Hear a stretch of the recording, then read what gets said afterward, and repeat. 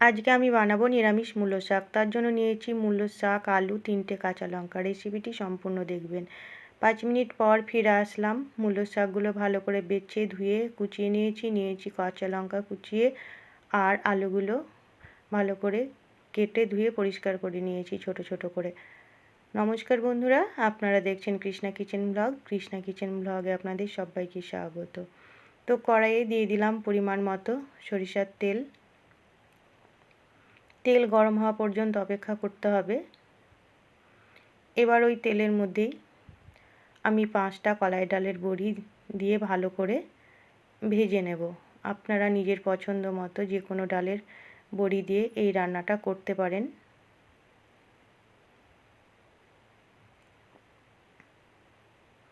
তো ডালের বড়িগুলো ভাজা হয়ে গেছে, তুলে নিলাম।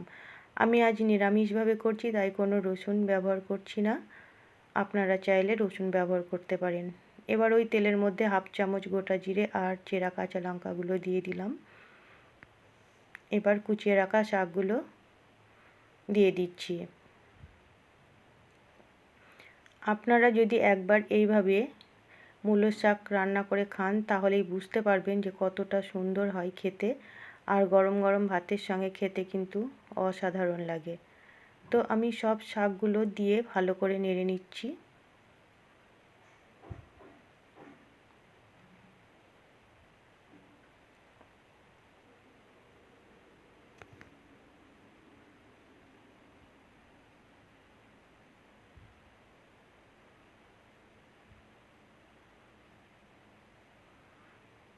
আমি খুব সুন্দর করে নেড়ে নিলাম শাকগুলো।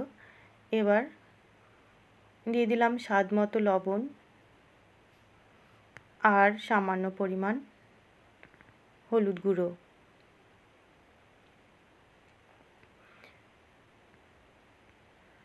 আর দেব সামান্য একটু জল।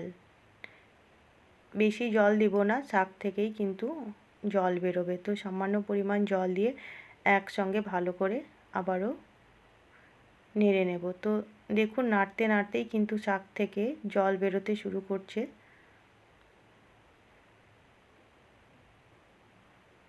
এবার ঢাকা দিয়ে দেব।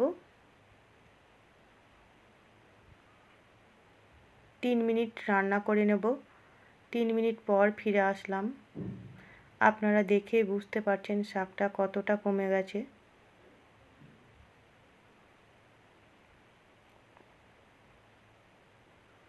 তো আবারও ভালো করে নেড়ে দিচ্ছি।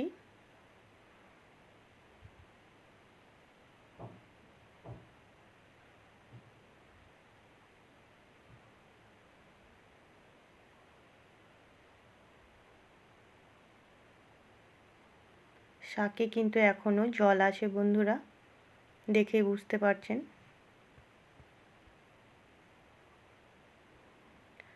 আরও একটু শাকটা ভাজা ভাজা করে নেব। তো আমি শাক নামিয়ে নিলাম, আবারও কড়াই বসিয়ে দিলাম। বন্ধুরা, এখানে যখন আমি আলুটা দিয়েছিলাম ভিডিওটা অফ হয়ে গেছিলো, তার জন্য ক্ষমা চেয়ে নিচ্ছি। আমি পরিমাণ মতো সরিষার তেল, 1/2 চামচ গোটা জিরার একটা শুকনো লঙ্কা দিয়ে আলুগুলো দিয়ে দিয়েছি, আর সামান্য লবণ হলুদ দিয়ে আলুগুলো ভেজে নিচ্ছি। তো আলুটা প্রায় অনেকটাই ভাজা ভাজা হয়ে গেছে। এখানে আলুটা ভালো করে ভেজে নেব।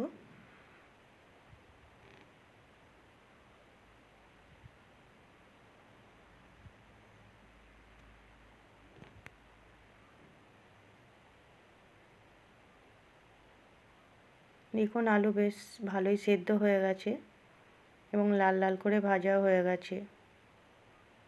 এই পর্যায়ে দিয়ে দিলাম 1/2 চামচ পোস্ত।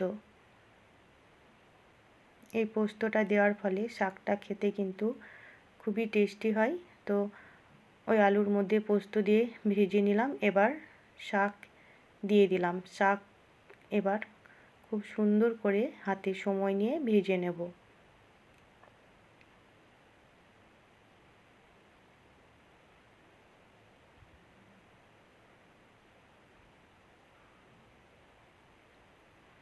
তো আলুর সঙ্গে শাকটা বেশ ভালো করে নেড়েচেড়ে ভেজে নিচ্ছি, আপনারা দেখতেই পাচ্ছেন।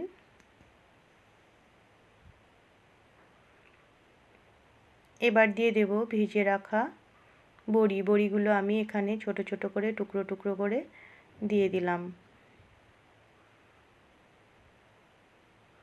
এবার একসঙ্গে ভালো করে নেড়ে চেড়ে খুব সুন্দর করে ভেজে নেব। এখানে শাকটা যত ভালো করে ভেজে নেবেন খেতে কিন্তু ততটাই টেস্টি হবে। তো 5 মিনিট পর ফিরে আসলাম, দিয়ে দিলাম সামান্য পরিমাণ চিনি। এই চিনিটা দেওয়ার ফলে কিন্তু খেতে খুবই ভালো লাগবে, শাকের টেস্ট বদলে যাবে। তো খুব সুন্দর করে নাড়াচাড়া করে শাকটা বেশ ভাজা ভাজা করে নিচ্ছি। ভাজা হয়ে গেছে দেখেই বুঝতে পারছেন। এবার নামিয়ে নেব। তাহলে আমার চ্যানেলে নতুন বন্ধু হয়ে থাকলে চ্যানেলটিকে সাবস্ক্রাইব করে পাশে থাকবেন, আর পাশে থাকা বেল আইকনটি অবশ্যই ক্লিক করবেন। নতুন কোনো ভিডিও আপলোড করার সঙ্গে সঙ্গে নোটিফিকেশন পৌঁছে যাবে সবার আগে। রেসিপিটি ভালো লাগলে ছোট্ট একটা কমেন্ট করে জানাবেন। সম্পূর্ণ রেসিপিটি দেখার জন্য অসংখ্য ধন্যবাদ।